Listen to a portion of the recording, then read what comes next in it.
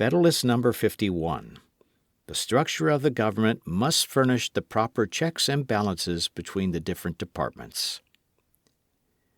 For the Independent Journal, Wednesday, February 6, 1788.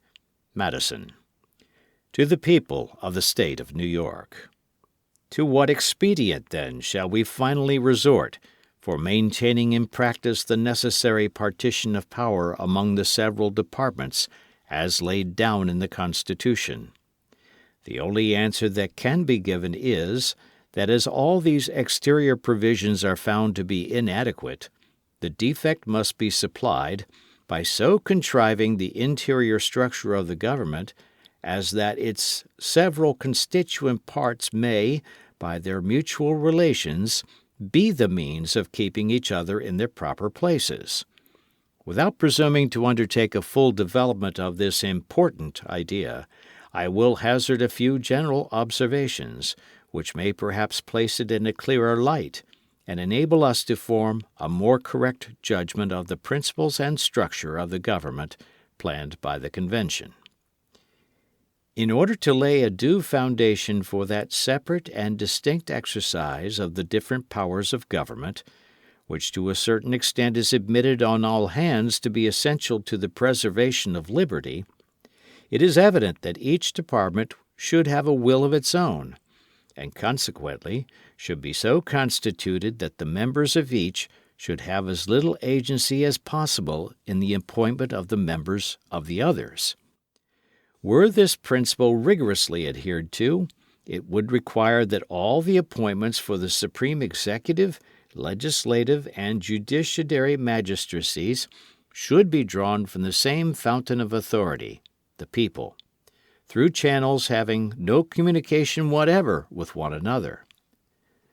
Perhaps such a plan of constructing the several departments would be less difficult in practice than it may in contemplation appear. Some difficulties, however, and some additional expense would attend the execution of it. Some deviations, therefore, from the principle must be admitted. In the constitution of the Judiciary Department in particular, it might be inexpedient to insist rigorously on the principle. First, because peculiar qualifications being essential in the members, the primary consideration ought to be to select that mode of choice which best secures these qualifications. Secondly, because the permanent tenure by which the appointments are held in that department must soon destroy all sense of dependence on the authority conferring them. It is equally evident that the members of each department should be as little dependent as possible on those of the others for the emoluments annexed to their offices. Were the executive magistrate, or the judges, not independent of the legislator in this particular, their independence in every other would be merely nominal. But the great security against a gradual concentration of the several powers in the same department consists in giving to those who administer each department the necessary constitutional means and personal motives to resist encroachments of the others. The provision for defense must in this, as in all other cases, be made commensurate to the danger of attack. Ambition must be made to counteract ambition. The interest of the man must be connected with the constitutional rights of the place. It may be a reflection on human nature that such devices should be necessary to control the abuses of government. But what is government itself but the greatest of all reflections on human nature? If men were angels, no government would be necessary. If angels were to govern men, neither external nor internal controls on government would be necessary. In framing a government which is to be administered by men over men, the great difficulty lies in this. You must first enable the government to control the governed, and in the next place oblige it to control itself. A dependence on the people is, no doubt, the primary control on the government, but experience has taught mankind the necessity of auxiliary precautions. This policy of supplying, by opposite and rival interests, the defect of better motives, might be traced through the whole system of human affairs, private as well as public. We see it particularly displayed in all the subordinate distributions of power, where the constant aim is to divide and arrange the several offices in such a manner as that each may be a check on the other, that the private interest of every individual may be a sentinel over the public rights. These inventions of prudence cannot be less requisite in the distribution of the supreme powers of the state. But it is not possible to give to each department an equal power of self-defense. In republican government, the legislative authority necessarily predominates. The remedy for this inconveniency is to divide the legislature into different branches, and to render them, by different modes of election, at different principles of action, as little connected with each other as the nature of their common functions and their common dependence on the society will admit. It may even be necessary to guard against dangerous encroachments by still further precautions.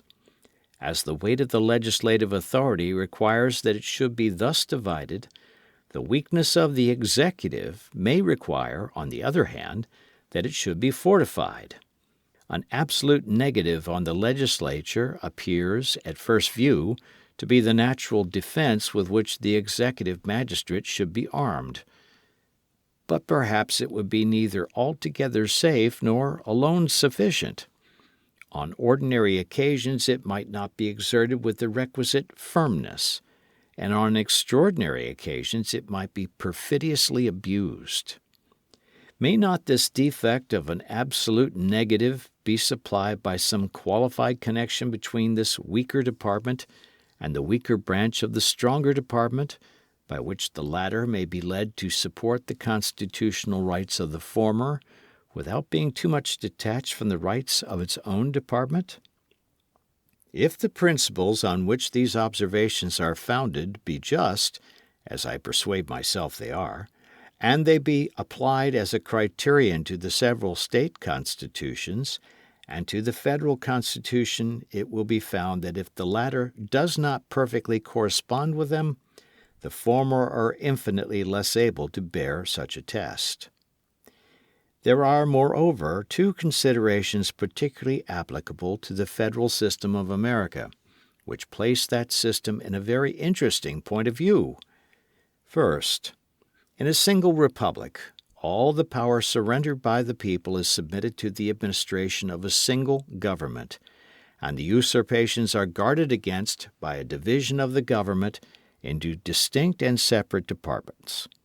In the compound republic of America, the power surrendered by the people is first divided between two distinct governments, and then the portion allotted to each subdivided among distinct and separate departments. Hence a double security arises to the rights of the people. The different governments will control each other at the same time that each will be controlled by itself. Second, it is of great importance in a republic not only to guard the society against the oppression of its rulers, but to guard one part of the society against the injustice of the other part. Different interests necessarily exist in different classes of citizens. If a majority be united by a common interest, the rights of the minority will be insecure. There are but two methods of providing against this evil. The one, by creating a will in the community independent of the majority, that is, of the society itself. The other, by comprehending in the society so many separate descriptions of citizens as will render an unjust combination of a majority of the whole very improbable, if not impracticable. The first method prevails in all governments possessing an hereditary or self-appointed authority. This, at best, is but a precarious security, because a power independent of the society may as well espouse the unjust views of the major as the rightful interests of the minor party, and may possibly be turned against both parties.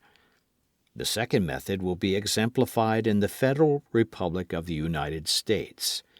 Whilst all authority in it will be derived from and dependent on the society itself will be broken into so many parts, interests, and classes of citizens that the rights of individuals, or of the minority, will be in little danger from interested combinations of the majority. In a free government, the security for civil rights must be the same as that for religious rights. It consists in the one case in the multiplicity of interests, and in the other in the multiplicity of sects. The degree of security in both cases will depend on the number of interests and sects, and this may be presumed to depend on the extent of country and number of people comprehended under the same government. This view of the subject must particularly recommend a proper federal system to all the sincere and considerate friends of republican government, since it shows that in exact proportion as the territory of the Union may be formed into more circumscribed confederacies, or states, oppressive combinations of a majority will be facilitated. The best security, under the republican forms, for the rights of every class of citizens will be diminished, and consequently the stability and independence of some member of the government, the only other security, must be proportionately increased. Justice is the end of government. It is the end of civil society.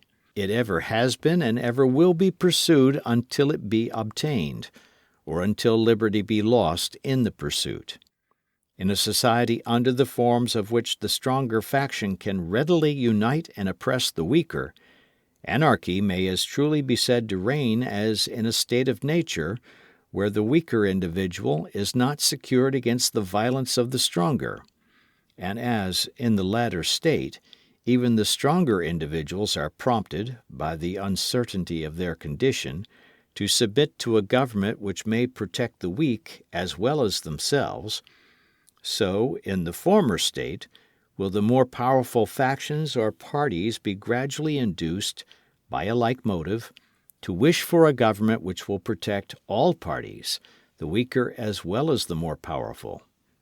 It can be little doubted that if the state of Rhode Island was separated from the Confederacy and left to itself, the insecurity of rights under the popular form of government within such narrow limits would be displayed by such reiterated oppressions of factious majorities that some power altogether independent of the people would soon be called for by the voice of the very factions whose misrule had proved the necessity of it. In the extended Republic of the United States, and among the great variety of interests, parties, and sects which it embraces, a coalition of a majority of the whole society could seldom take place on any other principles than those of justice and the general good. Whilst there being thus less danger to a minor from the will of a major party, there must be less pretext also to provide for the security of the former by introducing into the government a will not dependent on the latter, or, in other words, a will independent of the society itself. It is no less certain that it is important, notwithstanding the contrary opinions which have been entertained, that the larger the society, provided it lie within a practical sphere, the more duly capable it will be of self-government. And happily for the Republican cause, the practicable sphere may be carried to a very great extent by a judicious modification and mixture of the federal principle. Signed, Publius.